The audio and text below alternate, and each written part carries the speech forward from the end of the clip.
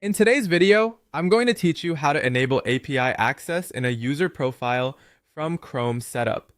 We'll walk through the process slowly and clearly so you can follow along without missing anything. Before you begin, make sure you're using Google Chrome and that you already have access to the setup area where profile settings can be managed. This is a quick configuration task, but it's important to make sure you're editing the correct profile so the change applies in the right place. Start by opening Google Chrome and going to the setup area. Once you're there, use the search function and type in profiles. This will help you get to the profile management section faster instead of manually browsing through menus. When the profile results appear, select the specific user profile you want to edit.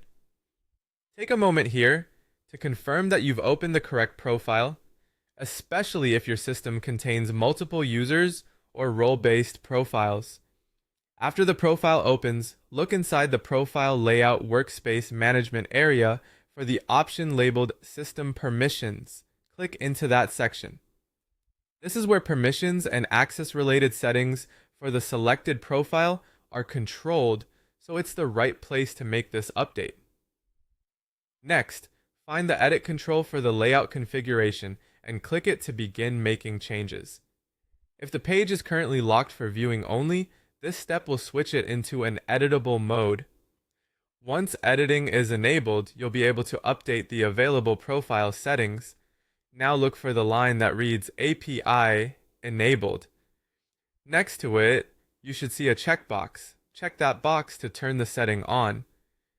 Enabling this option allows the profile to authorize external programmatic API communication, which is typically required when integrations or connected systems need permission to interact with the platform.